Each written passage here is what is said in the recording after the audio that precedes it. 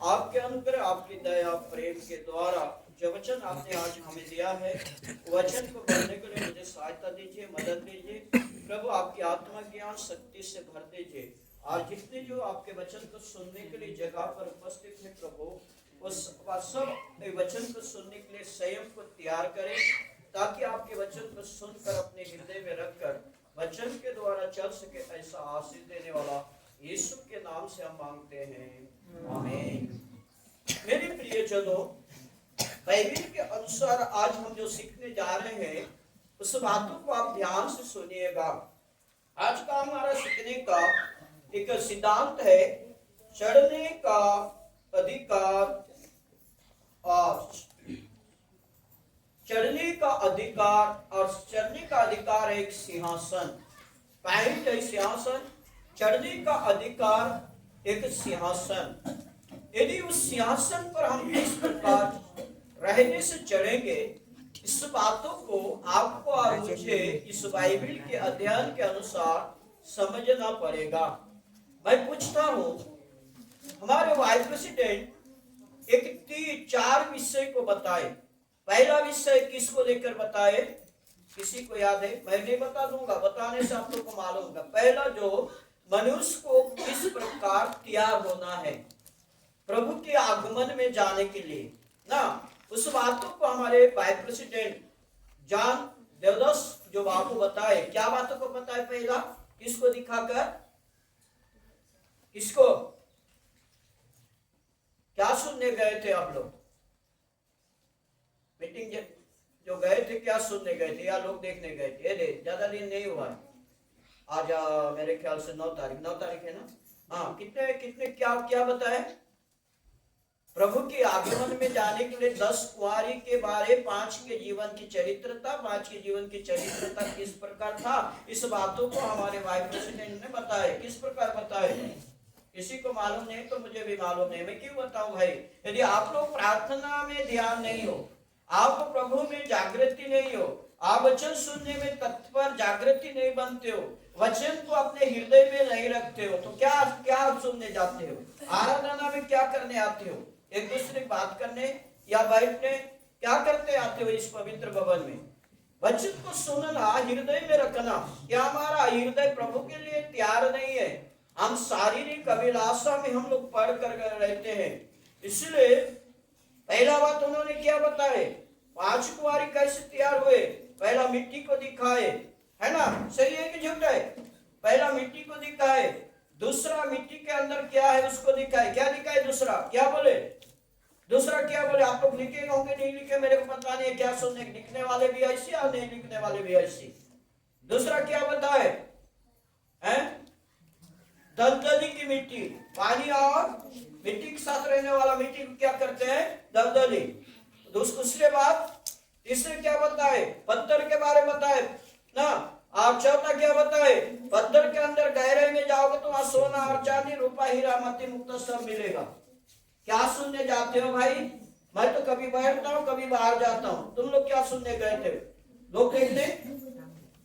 तो इसलिए बाइबल में से जो बताया जा रहा है उसको हमारे मन में रखना है, तब हमारे जीवन को आशीष आएगा। नहीं तो हम वो बीज बोने वाले दृष्टांत के समान बन जाएंगे।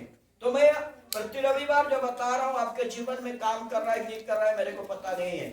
आपका कर्म, आपका लेखा परमेश्वर लेगा। वचन को सुनकर वचन के अनुसार हमको प्रार्थना करना है। एक दूसरे की बुराई करने के लिए हम कई जगह से ढूंढ कर लाएंगे, मगर वचन की संगति में हम लोग नहीं है। इसलिए मैं जो पॉइंट बताता हूँ उसको भी आपका हृदय में नहीं रखते हो, क्योंकि हमारे जीवन में प्रार्थना ही नहीं है। प्रार्थना नहीं है तो हम 5 समान है, 5 समान। इसलिए प्रभु के आगमन में प्रवेश होने के लिए हमको किस प्रकार तैयार होना है? उसके आत्मा जो दलदली के मिट्टी के विषय में 2 प्रकार की बातों को बताए। दलदली मिट्टी कैसा रहता है? वहां पानी और मिट्टी एक साथ मिलकर रहता है। ये पानी और मिट्टी के विवरण को क्या दिखाए? आत्मा और शरीर। आत्मा और शरीर।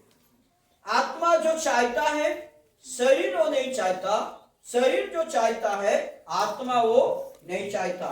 इसीलिए ये दोनों को चाहने की अब काम करना है हमको। आत्मा को चाहिए यज्ञ। इसलिए आज परमेश्वर सिंहासन में चढ़ने का उद्देश्य क्या है? मसीहों का परमेश्वर के राज्य में जाना। इसलिए आज हम चढ़ने का, सिंहासन में चढ़ने का उद्देश्य को देख रहे हैं, सीख रहे हैं प्रभु के आगमन। प्रभु के आगमन के लिए यदि हम तैयार नहीं होंगे तो हम परमेश्वर की महिमा राज्य में प्रवेश नहीं करेंगे। आप परमेश्वर के आगमन में प्रवेश करने के लिए हमको प्रतिदिन सानिध्य ध्यान प्रार्थना करना पड़ेगा। तीन मिशन अधिकारी 3 बातों को बताए। क्या क्या बात बताए?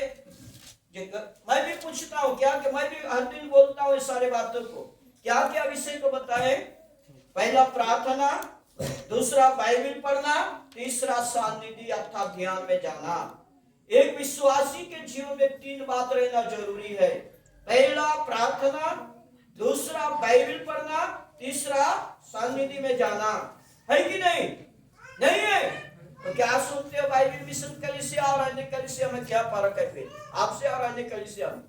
इसलिए आज का विषय मैंने जो बताया है, ये जो धर्म के शास्त्र में ऐसी बातों को हमने अभी देखा। यहां पर एक व्यक्ति था, मानव नामक व्यक्ति था, और उसकी पत्नी वाज थी। और उस समय परमेश्वर का संदेश उनके जीवन में आया, और आने के द्वारा उसकी पत्नी को किस प्रकार जीवन यापन करना है परमेश्वर ने उन्हें बताया। और उस बातों को कहा पवित्र आत्मा। आज ये पवित्र आत्मा यदि हमारे जीवन में नहीं है तो आज हम प्रभु के आगमन में प्रवेश नहीं कर पाएंगे। आज पवित्र आत्मा पाने के लिए हम अपने शरीर को किस प्रकार रखना है आप संयम जानिए। अभी हमने एक शब्द बोला, क्या बोला? अविश्वासियों में कहां में जाएंगे? स्वर्ग में जाएंगे। अविश्वासी कहां जाएंगे? स्वर्ग में जाएंगे। बोलिए कहां जाएंगे? स्वर्ग में। अविश्वासी स्वर्ग, विश्वासी नरक में जाएंगे। ऐसी हमने बोला अविश्वासियों नरक में जाएंगे। यदि हम जानते हुए सुनते हुए अविश्वास के जीवन यापन करते हैं तो हमारे लिए नरक तैयार है। वहां पर जाने के लिए और रुकावट नहीं, आप जैसे भी चलिए। जो बाइबल मिशन के विधि विधान नियम प्रकार नहीं आता वो परमेश्वर की आशीष नहीं है। कई लोग हैं महीना भर प्रार्थना नहीं आते हो। आज आने वाले दिनों में ना उन्हें प्रभु दिया जाएगा ना पास शुद्धि किया जाएगा, चाहे तुम्हारा पति हो पत्नी हो। एक व्यक्ति ने मुझे बताया 3 सप्ताह तक यदि हमारे चर्च में कोई विश्वासी नहीं आता है तो उस विश्वास हमारे चर्च से उसे अलग कर देते हैं। क्या कर देते हैं? अलग कर देते हैं। मगर हम लोग प्रभु को भय नहीं है, डर नहीं। काय के लिए फिर यहाँ पर हम विश्वासी जीवन जीना है, मसीह जीवन। ऐसे संसार के जीवन जिए। अब जो संसार का लोग जैसा है नरक में जाए, ऐसे स्वर्ग में जाए, और उसके बाद परमेश्वर का लेखा जोखा है। हम जो सीखते हैं उनके आधार प्रकार जब हम नहीं चलेंगे तो हमारा क्या मतलब? मैं एक उदाहरण दूंगा। एक परिवार सामने उनका विवाह है, और उस परिवार विवाह होने से पहले परिवार में बहुत सारा तकलीफ आया, बहुत से मुसीबत आया, संकट आया। सामने विवाह है, और उस विवाह में आयोजन करने के लिए वही परिवार को सब कुछ करना है। मगर उस परिवार में क्या हो गया? बहुत कलेश और संकट आया। तो कल को विवाह परिवार क्या करना चाहिए? क्या करना चाहिए? बोलिए ना, क्या करना चाहिए?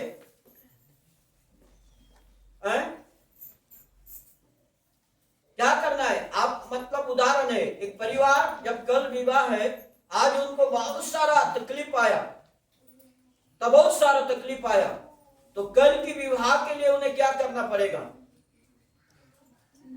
लोग आएंगे, सब कुछ करें, क्या करना पड़ेगा?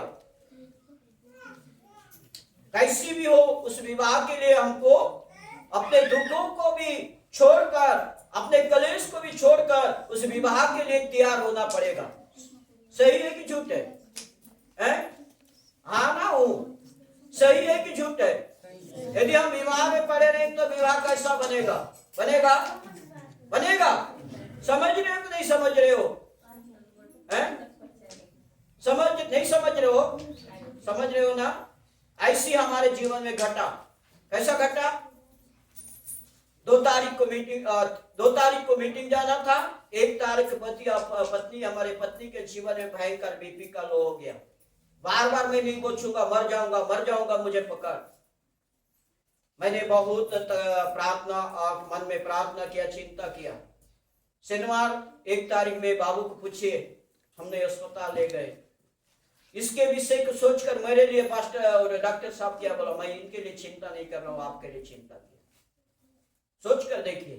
पर प्रभु में मैंने सोचा, इनको बोला कि मैं अकेला जाऊंगा तुम लोग। वो क्या बोली, 1 साल का मीटिंग है, चाहे मेरा शरीर जैसा भी हो, हम उपवास प्रार्थना में थे, हमको मीटिंग जाना जरूरी है। एक प्रभु में आशा होना जरूरी है मेरे प्रियो। 1 साल का मीटिंग है, हम लोग उपवास थे, चाहे हमारे जीवन में कैसी भी तकलीफ क्यों ना हो, हमको मीटिंग जाना जरूरी है। सोच कर देखिए, हम दवा इंजेक्शन लेके प्रभु के राज्य में सुसमाचार में चले गए। ऐसे कोई समर्पण होना चाहिए प्रभु के लिए। प्रियो, आप लोग को मालूम है कि नहीं है? मालूम पता नहीं है पास्टर कैसा होता है, उनके परिवार कैसे होते, पर किसी को पता नहीं है ना। यदि होता तो प्रार्थना करते, पूछते बाबू कैसे लगा, कैसे हो गए, कैसे किए थे और कैसे अस्पताल गए थे। किसी ने पूछा किया नहीं ना। क्या है आपके प्रेम, सोच कर देखिए। पास्टर को कैसा लगेगा, परिवार को कैसा लगेगा, सोच कर देखिए। तो प्रियो, हमको एक प्रेम होना है, विश्वास होना है। पास्टर परिवार के लिए हमारा एक प्रेम होना है। बाइबल बताते, मैं नहीं बताता हूं। इसलिए परमेश्वर के राज्य में जाने के लिए सिखाने वाला कौन है? स्वयं सीखते हो क्या? मैं स्वयं सीखता हूं बोलने वाला हाथ उठाइए, मैं देखूंगा। पास्टर परिवार सिखाते हैं। मालूम है, बार बार गाना के लिए मुझे फोन कर रहे थे, मैं ले जा नहीं पाऊंगा, नहीं तो मैं कितने बच्ची के जो मैं अच्छा रहता, गाने के लिए वहां पर खड़ा कर देता। मगर आप लोग समय नहीं देते। सोच कर देखिए, आगे वो बढ़ाता है कौन है? पास्टर अपने बच्चे, अपने परिवार को, कलीसिया। अगर हम लोग सुनना नहीं चाहते, करना नहीं चाहते, उनका तो है, वो करे चाहे ना करे, है ना, यही हमारा जीवन। तो बाइबल क्या बताते हैं? अभी हम आप लोगों को अभी बताया जा रहा है कि प्रभु के आगमन में हम लोग कैसे तैयार होंगे, तो हम प्रभु के आगमन में जा सकते हैं। यदि इस बातों को भी आप ध्यान से नहीं सुनोगे, अपने हृदय में रखकर उसके आधार पर नहीं चलोगे, भाई तकलीफ आप ही लोग को मिलेगा, मुझे नहीं मिलेगा। आपसे ये मसीह धार्मिक जीवन है, एक अनंत जीवन में प्रवेश करना। और इसीलिए प्रभु यीशु मसीह का धर्म के शास्त्र को हम सुन रहे हैं कि धर्म के शास्त्र के प्रकार हमको चलना है, जानना है, सीखना है। क्रिस्टियन मंडली, यहाँ पर बाइबल के अनुसार ये जो व्यक्ति क्या चीजों को प्रभु ने उन्हें धारण करने के लिए कहा, ये है पहला पवित्र आत्मा। क्या है? पवित्र आत्मा। मैं बता रहा हूं, ध्यान सुनूंगा, सुनिए, ज्यादा समय आप लोगों को नहीं लूंगा, क्योंकि आप लोग सुनते तो है मगर चलते नहीं है। पहला आगमन आत्मिक के विषय में रहने के द्वारा हम प्रभु के आगमन में प्रवेश करेंगे। पहला आगमन में प्रवेश करने के लिए आगमन आत्मा का विषय, मतलब परमेश्वर के आगमन में प्रवेश करने के लिए आत्मा का जरूरत है। हमने अभी न्याय की पुस्तक में 13 अध्याय 25 पद में यही पॉइंट को पढ़ा है। क्या लिखा है इसमें मालूम है? 13 अध्याय 25 पद आप बाइबल में से पढ़िए कि यहोवा का आत्मा, क्या आत्मा? यहोवा का आत्मा, आत्मा सोरा और एशुताओल के बीच महोनोदान में उनको उबारने लगा। किनको उबारने लगा? मालूम है? सिमसन को विजय देने के लिए, परमेश्वर के राज्य की सिंहासन में प्रस्तुत कराने के लिए पवित्र आत्मा एक विश्वासी के जीवन में पहला स्थान होना चाहिए। पवित्र आत्मा जब पवित्र आत्मा जब आपके जीवन में आएगा तो आप वचन को ध्यान पूर्वक सुनकर उनके आज्ञा पर चलोगे। पहला आगमन आत्मा से तैयार होना। उसके बाद दूसरा कुरिन्थी में लिखा गया है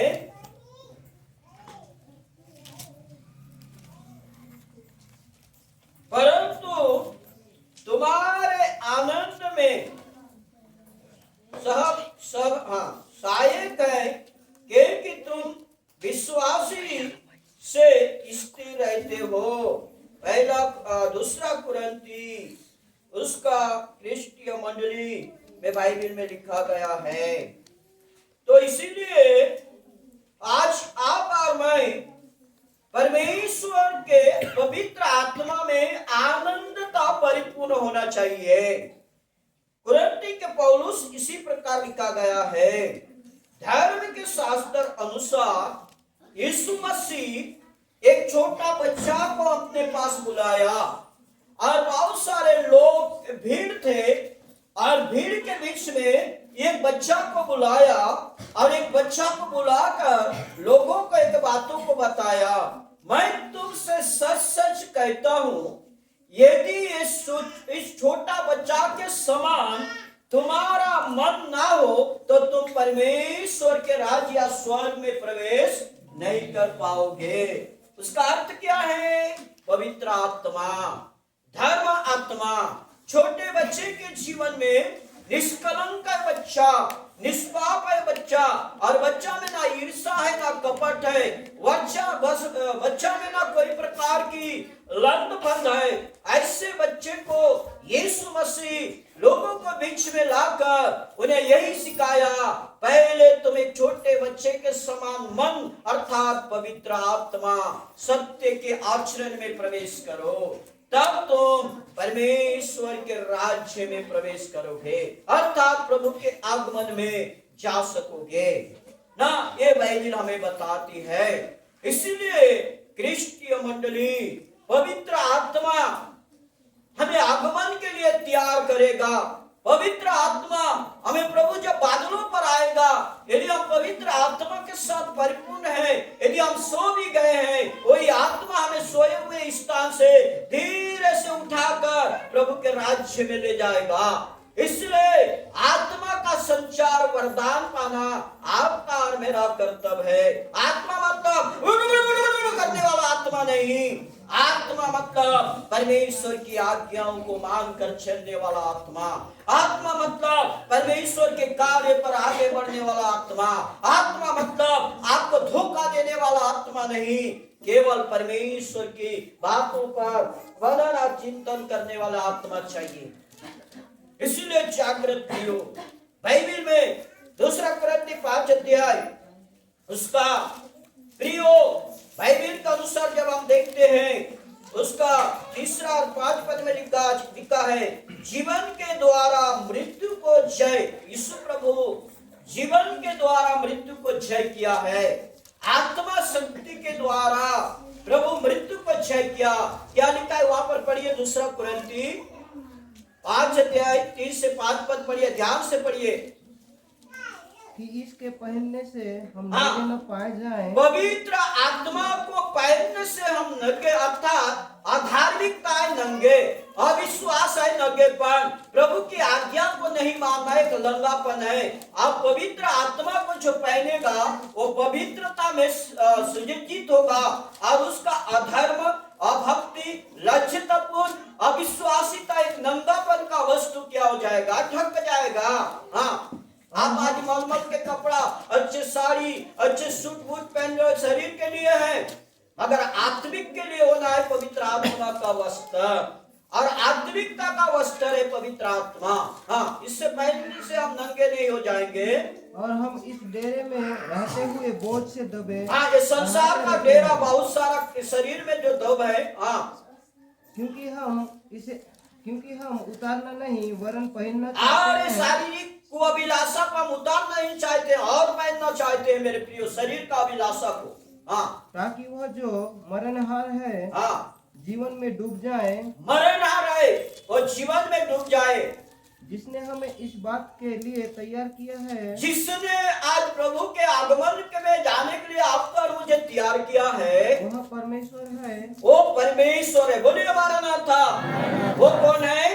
परमेश्वर है। हाँ, वो परमेश्वर है जिसने हमें बयाने में आत्मा भी दिया है। हाँ, क्या दिया है? आत्मा। तैयार करने वाला व्यक्ति कौन है? पवित्र आत्मा। इसलिए आगमन के लिए संयम को तैयार करना है और ये आत्मा का संचार वरदान पाना है। पौलुस तुरंत ही बदलिक नहीं, आज आपको और मुझे ये वचन मिलता है मेरे प्रियो। यहाँ पर हम देखते हैं कि पवित्र बाइबल में पहला जो पॉइंट यहाँ पर लिखा गया है, जीवन के द्वारा मृत्यु को जय करना। किनके द्वारा? जीवन। और जीवन क्या है? आत्मा। और ये जीवन की आत्मा के द्वारा मृत्यु जय करना है पवित्र शक्ति। और बाइबल के अनुसार मृत्यु को जय करेगा, जीवन के द्वारा मृत्यु को जय करेगा। और अक्षय शरीर धारण करना। अक्षय शरीर, कौन सा शरीर? अक्षय शरीर। और अक्षय शरीर कब धारण होगा? पवित्र आत्मा के चलने से। और हम अक्षय शरीर जब धारण करेंगे, परमेश्वर की महिमा राज्य में बादलों पर प्रभु के साथ मिलेंगे, क्योंकि परमेश्वर अक्षय शरीर पर धारण किया हुआ परमेश्वर है। और वही अक्षय शरीर परमेश्वर आपको और मुझे देने जा रहा है मेरे प्रियो। मगर वो अक्षय शरीर को धारण करने के लिए आपको और मुझे इस शरीर को सर्वदा शुद्ध और पवित्रता और परमेश्वर की आज्ञा के अनुसार आपको और मुझे चलने से परमेश्वर आपको और मुझे क्या देने वाले हैं? क्या देने वाले हैं? बोलिए, क्या देने वाले हैं? अक्षय शरीर, अर्थात विनष्ट नहीं होने वाला शरीर।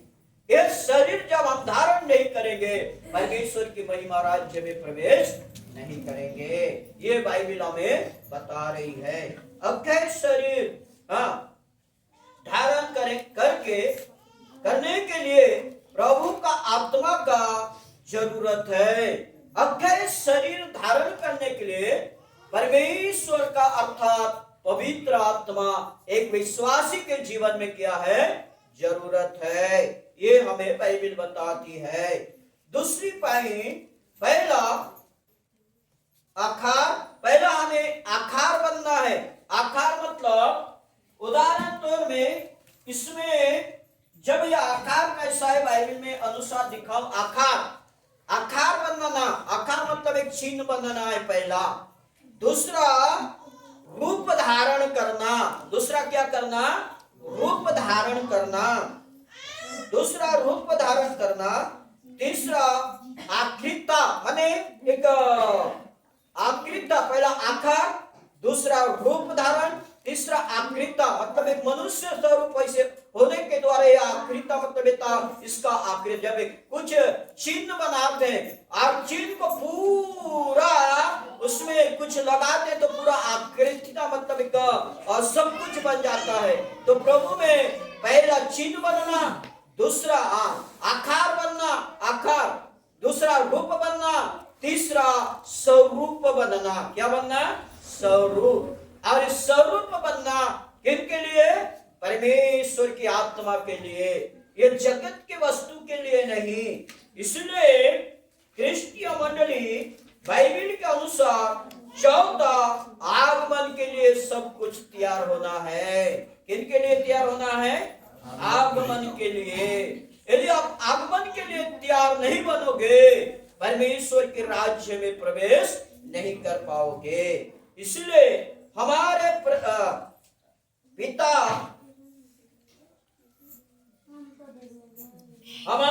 पिता नर रूप धारण करके मृत्यु को जय किया। प्रभु यीशु मसीह क्या रूप धारण करके आए? पहला आगमन प्रभु का क्या था? नर रूप। और नर रूप धारण करके, उस नर रूप धारण करने का अर्थ है मनुष्य को पाप के मृत्यु से बचाकर अनंत जीवन में ले जाना, या महिमा शरीर धारण करना, या अमरता शरीर, अक्षय शरीर धारण कराना। हमारे जो प्रभु यीशु मसीह नर रूप धारण होकर पाप के मृत्यु को हराकर अक्षय शरीर में क्या हुआ? जयवंत हुआ।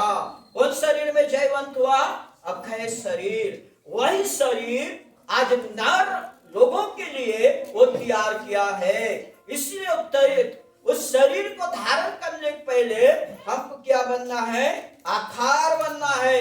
दूसरा रूप धारण करना, तीसरा संपूर्ण चित्र तैयार होना चाहिए। ये बाइबिल हमें सिखाती है। उसके बाद बाइबिल के अनुसार पहला बात तो हम देखते हैं आगमन के विषय में। आगमन के विषय में, आगमन क्या है, इस बातों को हमको जानना जरूरी है। आगमन क्या है? प्रभु का आना आगमन है। प्रभु का आना ये आगमन है। दूसरा आखिरी का आगमन के बारे में, पहला आगमन है प्रभु का आना, दूसरा आखिरी की आगमन के बारे हमको जानना जरूरी है। प्रभु कित प्रकार आगमन होगा मैं बताऊंगा। प्रभु कितना प्रकार आगमन हुआ। पहला आगमन शरीर धारण करके प्रभु जगत में मानव स्वरूप में आया। इसलिए ये पहला आगमन में प्रभु मानव के लिए अपने दुखों को उठाया और मनुष्य को शांति दिया, पाप को जीत लिया, पाप को हरा लिया और मनुष्य के लिए अक्षय शरीर धारण कराया है। पहला। दूसरा आखिरी का आगमन के बारे में हमको जानना है। तीसरा पहला युग को समाप्त करके, पहला युग को समाप्त करके नया युग बनाने के लिए प्रभु का आगमन होगा।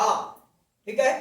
पहला युग को समाप्त करने के द्वारा नया युग को स्थापना करने के लिए प्रभु का आगमन होगा। और नए युग के आगमन में प्रभु, प्रिय मंडली, जागृता में हम लोग अपने आप को तैयार करेंगे, रूप धारण करेंगे, परमेश्वर की आकार हमारे जीवन में आएगा, तब हम वो दूसरे आगमन में जा पाएंगे। ये है प्रभु की आगमन की चरित्रता। उसके बाद बाइबिल के अनुसार यूहन्ना रचित सुसमाचार 12:46 में यीशु इस बातों को लिखता है, इस बातों को बताता है। प्रभु के आने का कारण या प्रभु के धरती पर पहले आगमन के विषय में क्या हुआ था, क्या घटना घटा था, इस बातों के यूहन्ना आज यहाँ पर 12:46 पर लिखा गया है। मैं जगत में ज्योति होकर आया हूँ ताकि जो कोई मुझ पर विश्वास करे वह अंधकार में ना भटकेगा। क्या करेगा? जो कोई प्रभु पर विश्वास, पहले आगमन में प्रभु किस प्रकार आया था, क्यों आया था, उसके आने का कारण क्या था, इस बातों को आज आप और मैं देख रहे हैं। यहाँ पर लिखा गया है पहले आगमन में जगत में जो अंधकार था और लोग जो अंधकार में भटके हुए थे, उन अंधकार से उन्हें उज्ज्वल या ज्योति में लाने के लिए मेरा पहला आगमन था। और मेरा पहले आगमन में जो कोई विश्वास करके मेरे आज्ञा के अनुसार, मेरे सिद्धांत के अनुसार, मेरे नियम और विधि के अनुसार और मुझ पर जो विश्वास करके जो चलता है, वो आगमन, वो अंधकार से मैं उन्हें क्या करता हूँ, मेरे और खींचता हूँ या मेरे ज्योति में चलाता हूँ। ये था पहले आगमन का दृष्टांत प्रभु यीशु मसीह का। इसलिए क्रिस्टीय मंडली, आज हम अंधकार से अलग होकर ज्योति की संतान बन गए या हम अक्षय शरीर धारण करना हमारा कर्तव्य बन गए हैं। उसके बाद बाइबिल के अनुसार पहला यूहन्ना की पत्रिका उसका 2 अध्याय 28 पद में लिखा गया है। क्या लिखा गया है? आप ध्यान से सुनिए। अतः हे बालकों, उसमें बने रहो। किसमें बने रहो? अतः हे बालकों, उसमें बने रहो। किसमें बने रहो? अक्षय शरीर या प्रभु के आगमन के लिए बने रहो। बने रहो कि जब वह प्रकट होगा, जब वह प्रकट होगा, हमें युवाओं और हमें उनके आने पर उनके सामने लज्जित ना हो। देखिए, प्रभु जब आएगा तो हमें लज्जित नहीं होना चाहिए। यदि कैसे रहने से लज्जित नहीं होंगे? पवित्र आत्मा के चलाए चलने से।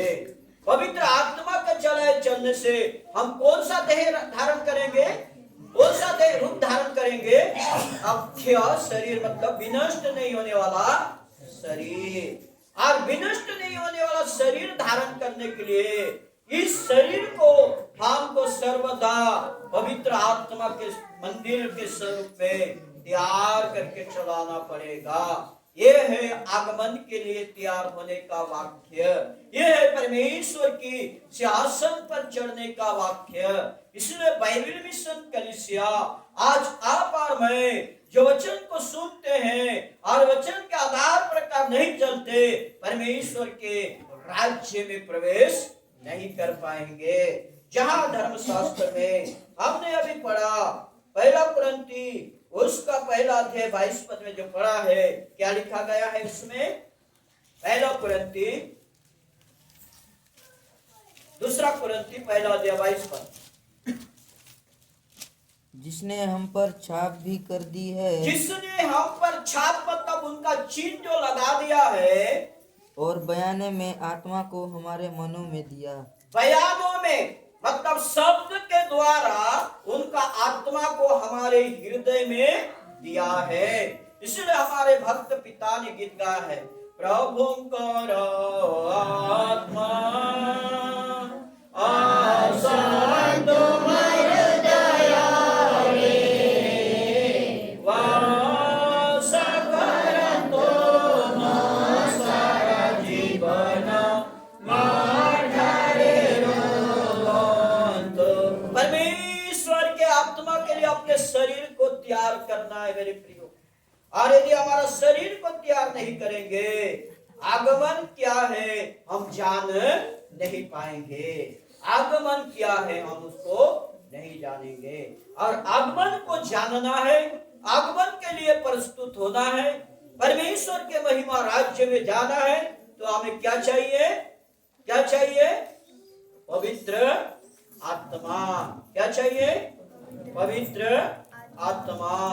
इसलिए बाइबल में यूहन्ना रचित सुसमाचार उसका क्रिस्तीय मंडली धर्म के शास्त्र अनुसार, पवित्र बाइबल अनुसार, परमेश्वर के अनुग्रह के अनुसार यदि आप पवित्र धर्मशास्त्र में यूहन्ना 6:63 पद को पढ़ते हैं, इसमें और एक बातों को यीशु कहता है, आत्मा तो जीवनदायक है, शरीर से कुछ लाभ नहीं। जो बातें मैंने तुमसे कही है वह आत्मा और जीवन भी है। शरीर से कोई मतलब नहीं है। ये शरीर आज है, कल विनष्ट होगा, मगर यही शरीर में आत्मा और जीवन दायक बातों को हम मनन और चिंतन करते हुए ये शरीर विनष्ट भी हो जाएगा। परमेश्वर इस शरीर विनष्ट होने के बाद हमें अक्षय शरीर धारण कराएगा, और वो अक्षय शरीर धारण कराने के लिए आत्मा और परमेश्वर की जीविका आवश्यकता है। और तब आत्मा से हम सर्वदा परिपूर्ण होकर चलेंगे तो परमेश्वर हमें यही शरीर को भी क्या कर देगा? बदल देगा। क्या कर देगा? बदल देगा, है ना। मृत्यु के दिन में लिखा है, पहले मुर्दे जो जी उठेंगे, बाकी जो हम बच्चे हैं हमारा शरीर क्या हो जाएगा? बदल जाएगा, और हम परमेश्वर के राज्य में प्रवेश करेंगे। मगर कैसे? आत्मा के चलाए चलने से।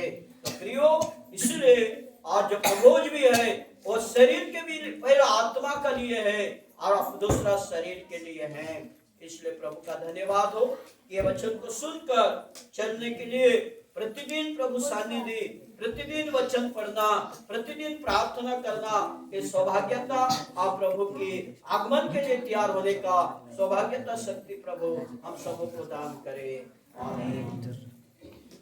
सर्वशक्तिमान दयालु प्रभु परमेश्वर पिता, हम आपका धन्यवाद करते हैं, प्रार्थना करते हैं, विनती करते हैं प्रभु जी, आपके अनुग्रह, आपकी दया, आपके प्रेम के लिए जो वचन हम आपके आगमन, पहला आगमन किस प्रकार था और आपके आगमन के द्वारा मानव को क्या मिला, तो सारी बातों को आपने यहाँ पर दिखाया और आपके दूसरे आगमन के लिए हमें किस प्रकार तैयार होना है, उस बातों को प्रभु समझकर चलने के लिए हमें शक्ति, सामर्थ और पवित्र आत्मा हमारे हृदय में सर्वदा रखकर उसके द्वारा चलने के लिए प्रभु आप हमें शक्ति और सामर्थ दान करें।